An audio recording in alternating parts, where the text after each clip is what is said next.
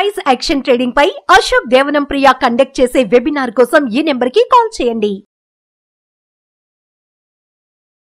నమస్తే, welcome to Suman TV. నేను విష్ణు. ప్రస్తుతంతో పాటు Kautilya capital founder and trader Ashok Devanampriya గారు ఉన్నారు. వారితో మాట్లాడదాం.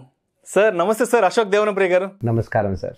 సార్ అశోక్ దేవనంప్రియ గారు, ఒక 40-50 సంవత్సరాలకి మనం ముందుగా చూస్తే బాగా ఆర్థికంగా స్థితిమంతుల్ని, ఆర్థికంగా స్థిరపడిన వాళ్ళని చూస్తే ఆ రోజుల్లో లక్షాధికారులు అనేవాళ్ళు. అప్పట్లో 40-50 ఏళ్ళకు ముందు కూడా మన సినిమా టైటిల్స్ కూడా కరెక్ట్ లక్షాధికారి అనే పేరుతో ఉండేటివి. సరే, ఒక 30 ఏళ్ళ నుంచి, ఒక 30 సంవత్సరాల తర్వాత నుంచి, 90s తర్వాత నుంచి చూస్తే ఆర్థికంగా బాగా స్థితిమంతుల్ని, వ్యాపారం చేసుకుంటూ ఓ 4 రాళ్ళు సంపాదించుకునే వాళ్ళని కోటీశ్వరులు అనేవాళ్ళం అంటున్నాం. అంటే ఒక మనం 90s నుంచి చూస్తే వాళ్ళకేమరా, వాళ్ళ కోట్ల ఆస్తుంది, కోటీశ్వరులు అనేవాళ్ళం. కరెక్ట్. మరి ఇప్పుడున్న ఈ సిచ్యువేషన్స్లో, ఇప్పుడున్న ఎకానమీ కండిషన్స్లో, ఇప్పుడున్న ఖర్చుల్ని దృష్టిలో పెట్టుకొని, ఇప్పుడున్న ఇన్ఫ్లేషన్ని దృష్టిలో పెట్టుకొని, మరి కోటీశ్వర్లు అంటే నెక్స్ట్ లెవెల్ కోటీశ్వర్లు అనిపించుకోవాలి అంటే ఎంత సంపాదించాలంటారు? సార్ ఇప్పుడు మీ హైదరాబాద్లో ఒక మంచి ఏరియాలో ఒక ఫ్లాట్ కొనాలంటే ఎంత ఉంటుంది రేటు? హైదరాబాద్లో జూబ్లీ హిల్స్, బంజారా హిల్స్ లాంటి మంచి ప్రైమ్ ఏరియాస్లో ఒక అపార్ట్మెంట్లో ఫ్లాట్, అంటే ఒక హై రైజ్ అపార్ట్మెంట్లో ఫ్లాట్ కొనాలంటే 6 నుంచి 7 కోట్ల వరకు అవుతుంది. సో ఒకే ఒక ఫ్లాట్ ఉంటే, ఒక 2 ఫ్లాట్ ఒక మనిషి దగ్గర ఉంటే వాడి దగ్గర 10 కోట్లు ఉన్నట్టు, 10-15 కోట్లు దగ్గర. సో వాడిని మనం కోటీశ్వరుడు, చాలా రిచ్ అని చెప్పలేము. జస్ట్ 2 ఫ్లాట్ ఓనర్ అంతే కదా. సో ఈ కాలానికి, ఆ కాలానికి చెందిన కోటీశ్వరుడు ఈ కాలంలో కూడా కోటీశ్వరుడుగా అనిపించుకోవాలంటే నన్ను అడిగితే వాడి దగ్గర 100 కోట్లు ఉండాలి. అంతే కదా. అట్లీస్ట్ ఒక 10 ఫ్లాట్ ఓనర్ ఉండాలి, 15 ఫ్లాట్. 2 ఫ్లాట్ ఓనర్ని మీరు వాడు చాలా శ్రీమంతుడు ఎలా అంటారు? సరే, వాడి దగ్గర బంజారా హిల్స్, పంజాగుట్టలో 2 ఫ్లాట్ ఉండొచ్చు, ఇంకెవరిదో కొంచెం దూరంగా 50 లక్షలు, 1 కోటి రూపాయలు 2 ఫ్లాట్ ఉండొచ్చు, అంతే కదా డిఫరెన్స్. కానీ ఆ కాలానికి చెందిన నంబర్స్ తీసుకొని మీరు ఇన్ఫ్లేషన్ అడ్జస్ట్ చేసుకొని వస్తే, ఈ కాలానికి నన్ను అడిగితే వాడు కోటీశ్వరుడు అని పిలిపించుకోవాలంటే వాడి దగ్గర ఒక 100 కోట్లు ఉండాలి. 100 కోట్లు ఉండాలి ఇప్పుడున్న పరిస్థితుల్లో కోటీశ్వరుడు అనిపించుకోవాలంటే. ఓకే, అంటే మీరు చెప్పే కోటీశ్వరుడు 90sలో ఉండే కోటీశ్వరుడు ఈ రోజుకి వాడి దగ్గర 100 కోట్లు ఉండాలి. 30 years అయింది కదా, అంత ఇన్ఫ్లేషన్ అడ్జస్ట్ చేసుకోవాలి కదా. నేను రీసెంట్గా ఒక ఎపిసోడ్ జరిగింది, నేను ఒక స్కీమ్ లాంచ్ చేశాను, become a billionaire when you retire అని.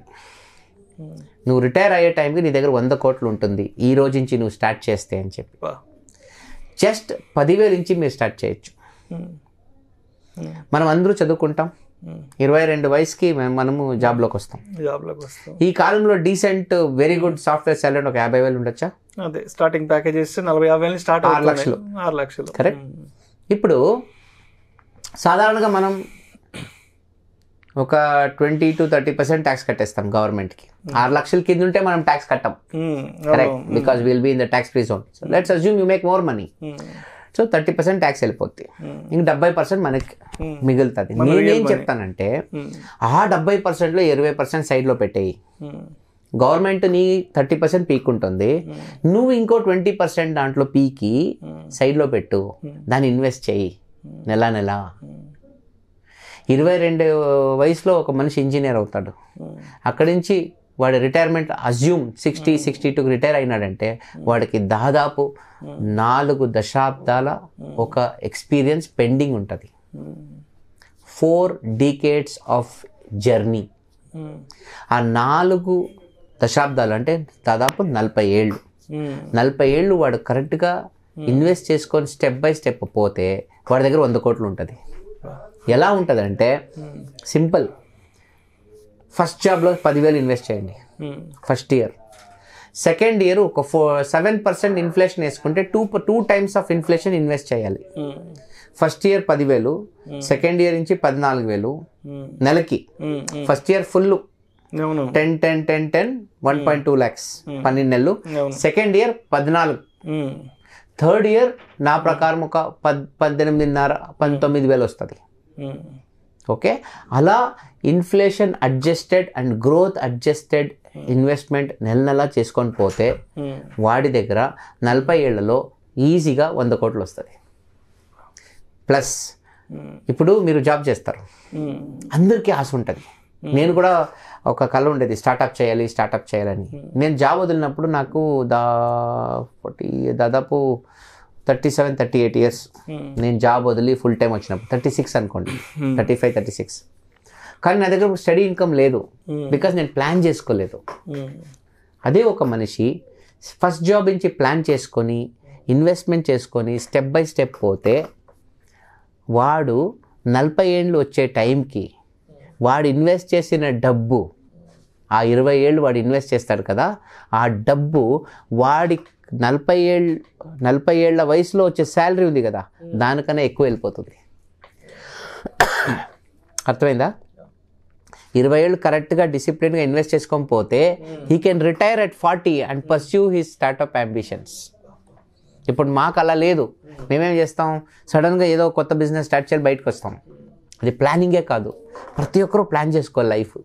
నేను ఇప్పుడు చాలా మొన్న క్రైస్ట్ యూనివర్సిటీలో బెంగళూరులో ఒక ఈవెంట్ చేశాను, గార్డెన్ సిటీ కాలేజ్లో ఒక డిస్కషన్లో ఉన్నాను, ఆర్వి ఇన్స్టిట్యూట్ ఆఫ్ మేనేజ్మెంట్ బెంగళూరులో ఒక సెషన్ ఇచ్చాను. అక్కడ అదే చెప్పాను పిల్లలకి, మీరందరూ గ్రాడ్యుయేట్ అవుతారు, గ్రాడ్యుయేట్ అయిన తర్వాత ఒకడికి ఐఫోన్ కావాలి, ఒకడికి లగ్జరీ కార్ కావాలి, ఫారిన్ ట్రిప్పులు కొట్టాలి, రాయల్ ఎన్ఫీల్డ్ బైక్ కావాలి, ఇలాగే మీరు అందరూ ఆలోచిస్తారు. కానీ ఎవరైనా 20 ఏళ్లలో రిటైర్ అవ్వాలి అని ఆలోచిస్తున్నారా? నేను రిటైర్ అవ్వాలి అంటే ఇంట్లో కూర్చొని పేపర్ చూడడం కాదు. Get out of your rat race. 40 ఏళ్ళకి మీరు స్టార్ట్అప్ చేయాలి. అందరికీ ఒక ప్యాషన్ ఉంటుంది, అందరికీ ఒక ఫైర్ ఉంటుంది. 40 ఇయర్స్కి ఆ ఒక విజన్ని పర్స్యూ చేసుకొని పోవచ్చు. ఇప్పుడు నాకు ట్రేడింగ్ ఈజ్ ఎ ప్యాషన్. నేను కరెక్ట్గా 22వ వయసు నుంచి 42వ వయసుకి కరెక్ట్గా మంత్ ఇన్వెస్ట్ చేసుకొని వచ్చుంటే ఆటోమేటిక్ నా శాలరీ నెల శాలరీ వస్తూనే ఉంటుంది. దాని తర్వాత నా పాటికి నాకు నచ్చిన పని చేసుకోవచ్చు. నన్ను అడిగితే 40 ఏళ్ళ తర్వాత మనకి నచ్చిన పనే చేయాలి. శాలరీ ఎక్కువ వస్తుందని మనకి నచ్చిన పని చేయకూడదు. ఇది నా ఫిలాసఫీ. సో అందువల్ల be a billionaire in 40 years when you retire అని ఒక కాన్సెప్ట్ చేసి just start with 10,000 a month. ఎవడైనా సెట్ చేయొచ్చు. నెలకు 10,000 ఈజీగా ఇన్వెస్ట్ చేయొచ్చు కదా. చేసుకొని ఆ 40 years వాడి కెరియర్ తీసుకెళ్తే 100 crores రిటైర్మెంట్ ఫండ్ వాడి దగ్గర ఉంటుంది. 10,000 to 100 crores జర్నీ. ఇది నా థాట్ ప్రాసెస్.